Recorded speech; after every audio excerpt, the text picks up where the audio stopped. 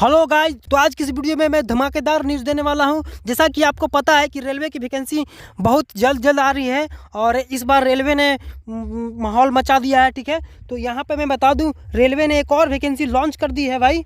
और वैकेंसी क्या है तो आरपीएफ की वैकेंसी है, जो आपकी सबसे फेवरेट वैकेंसी है दोस्त। तो आरपीएफ की वैकेंसी बहुत ही ईजी वैकेंसी होती है और इसमें काम भी बहुत कम करना होता है।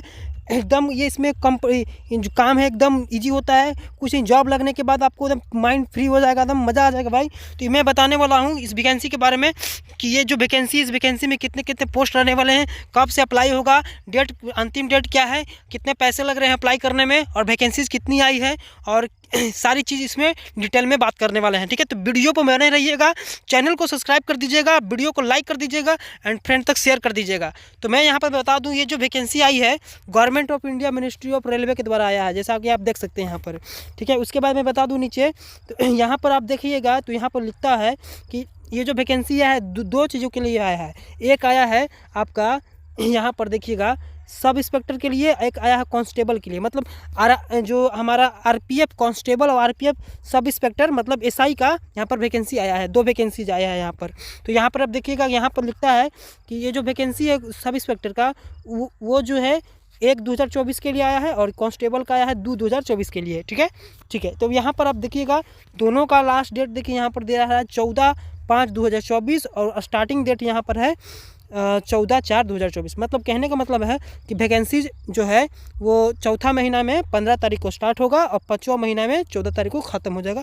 डैट मीन्स 1 मंथ आपको टाइम मिल रहा है फॉर्म को भरने में। ठीक है, तो बहुत ही यहाँ पर अच्छी बात है कि आपको 1 मंथ का टाइम मिल रहा है, तो आप लोग एकदम धड़ाधड़ इसको वैकेंसी को एकदम भर देना है।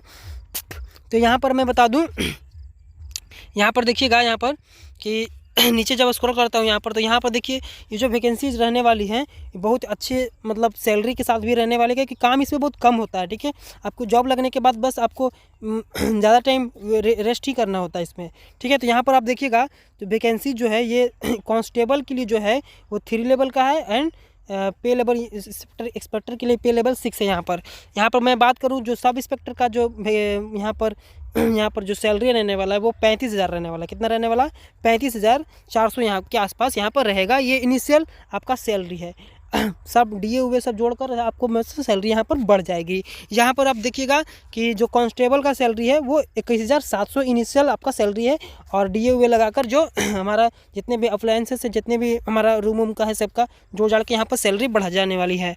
अब अगर मैं बता दूँ, दोनों का जो मेडिकल जो स्टैंडर्ड है वो B1 मेडिकल स्टैंडर्ड आपको प्रोवाइड कराए जाएंगे गवर्नमेंट ऑफ इंडिया के द्वारा। आगे देखिएगा यहाँ पर कि जो एज है भाई, कोरोना के कारण आपको पता है कि आप एज रिलेक्शन की बात कर रहे थे, तो कोरोना के कारण जो एज में रिलेक्शन दी गई है, और यहाँ पर बहुत बड़ी आपको अपॉर्चुनिटी मिली है।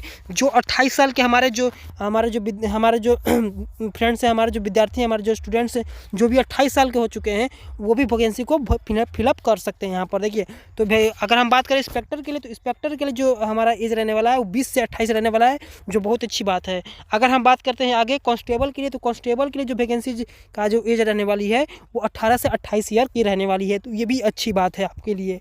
ठीक है, तो बहुत ही अच्छा अपॉर्चुनिटी है यहाँ पर। जो 18 साल का जो हमारे युवा हैं वो भी भर सकते हैं, और जो हमारे 28 साल का हो चुके हैं वो भी इस फॉर्म को फिल कर सकते हैं। तो ये बहुत ही अपॉर्चुनिटी है कि 8 साल का यहाँ पर गैप हो जा रहा है, 10 साल का, तो बहुत ही अच्छा मौका है यहाँ पर।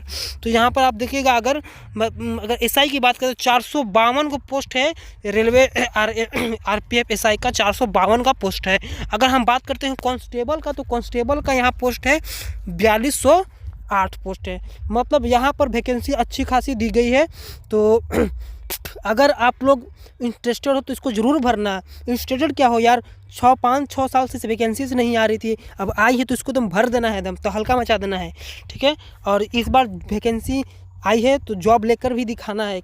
ये नहीं कि वैकेंसी सरकार दे रही है और जॉब लेना ही नहीं है, रिजल्ट हो ही नहीं। हाँ, तो आपको जॉब लेना है, तो आपको एफर्ट करना है, इस बार एकदम जॉब ले लेना है। ठीक है, जब अगर हम बात करें टोटल जो वैकेंसी 4600 कितना है भाई, 4660 वैकेंसी है। आप यहाँ पर देख सकते हैं 4660 वैकेंसी है यहाँ पर। टोटल वैकेंसी 4660 है, जो अच्छी खासी वैकेंसी है। अब देखो, रेलवे ने दावा किया है कि हर साल मैं वैकेंसी दूंगा, तो आप ये मत सोचना कि वैकेंसी बढ़नी चाहिए, हंगामा करोगे, ऐसा कुछ नहीं करना है। ठीक है, रेलवे ने बोला है कि हर साल वैकेंसी हम देंगे, तो आपको मन से लगन से, अगर इस बार नहीं हुआ तो मान लो तैयारी करते रहना। अगर इस बार फुल एफर्ट के साथ तैयारी करोगे, मान लो थोड़ा सा छट भी जाता है तो अगला साल हो जाएगा, ठीक है। तो इसमें कोई कोई बड़ी बात नहीं है। आगे चलते हैं, यहाँ पर देखते हैं। यहाँ पर तो यहाँ पर आप देखिएगा तो यहाँ लिखता है कि 3 साल का एज रिलैक्सेशन दिया गया है बिकॉज क्यों, तो कोविड-19 के कारण। आप यहाँ पर देख सकते हैं। आगे देखिए, यहाँ पर कहता है कि देखिए 2024 will be publish official website 15/4/2024। देखिए जब भी ऑफिशियल वेबसाइट इसका ऑफिशियल जब अपडेट आ जाएगा तब आपके बारे में, इसके बारे में किस जोन में कितना वैकेंसी दी गई है इसके बारे में पूरा डिटेल आपको पता चल जाएगा, ठीक है। आगे देखिए यहाँ पर आगे देखिए, आगे कहता है कि यहाँ पर कि एज 1/7/2024, जब का एज होगा 1/7/2024 से काउंट होगा, ठीक है। चलिए आगे यहाँ पर पढ़ते हैं। यहाँ पर देखिए क्या कहता है। आगे कहता है आपको कहता है कि candidate should be ensure the कहता है कि possess eligibility candidates pressurized the age पर क्लोजिंग डेट सबमिशन। मतलब कहता है candidates waiting for the result and proceeding education qualification should be apply. कहता है आगे देखिए, यहाँ पर कहता है कि जो कैंडिडेट है ना उनका क्वालिफिकेशन भी यहाँ पर जो ऑफिशियल वेबसाइट आ जाएगा उसके अकॉर्डिंग यहाँ पर उनको दिया जाएगा, ठीक है। मैं यहाँ पर क्वालिफिकेशन की बात कर लेता हूँ। जो सब इंस्पेक्टर है वो ग्रेजुएशन, जो विद्यार्थी ग्रेजुएशन पास कर चुके हैं, ठीक है, जो बैचलर डिग्री हासिल कर चुके हैं उनको भरना है। और यहाँ पर 10th पास वाले जो विद्यार्थी हैं वो हमारा यहाँ पर कांस्टेबल का फॉर्म भरेंगे, ठीक है। आपको 10th पास, सिंपली 10th पास अगर है तो कांस्टेबल भर सकते हैं, आरपीएफ कांस्टेबल भर सकते हैं। एंड अगर ग्रेजुएशन पास है तो आप लोग सब इंस्पेक्टर का फॉर्म डाल सकते हैं, ठीक है। चलिए तो ये तो रही हमारे एग्जाम से रिलेटेड। अब यहाँ देखिए यूमेन का रिजर्वेशन दिया है, 15% यूमेन का रिजर्वेशन दिया गया है बस। तो ये बहुत बड़ी अपडेट है वुमेन्स के लिए कि आपको 15% का आरक्षण दिया गया है, ठीक है ना, समझ रहे हैं ना, 15% का आरक्षण दिया गया है, ये बहुत बड़ी बात है। अब एक सर्विसमैन के लिए आपका जो मतलब नोटिफिकेशन आएगा तो उसके अकॉर्डिंग आपको उसमें दर्शाया रहेगा, इसमें ये बात कहा गया है। आगे कहता है कि जो SC ST जो OBC हैं हमारे, एक चीज़ों मैं बता दूं आपको, OBC का जो हमारा एज रिलेक्शन है वो 3 ईयर का होगा और SC ST का होगा आपको, SC ST का कितना होगा 5 ईयर का होगा, ठीक है। तो इस बार ही केवल बस वन टाइम, बस इसी बार आपको वैकेंसी में छूट दी गई है, ठीक है ना, कोविड-19 के थे। यहाँ पर कहता है देखिए, कहते हैं 1 टाइम मेजर ड्यू टू कोविड-19। तो आप चीज़ को समझिए, ठीक है, इसीलिए आपको वैकेंसी में छूट दिया गया है और इसी आपका ये लास्ट चांस है, आप वैकेंसी में जॉब लेके दिखाना है। चलिए आगे देखिए, यहाँ पर मोड ऑफ एग्जामिनेशन, तो आपको पता है कि CBT द्वारा एग्जाम होगा, फिर PET होगा, फिर PMT होगा, ठीक है, तो ये सब होगा, ठीक है। आगे चलते हैं।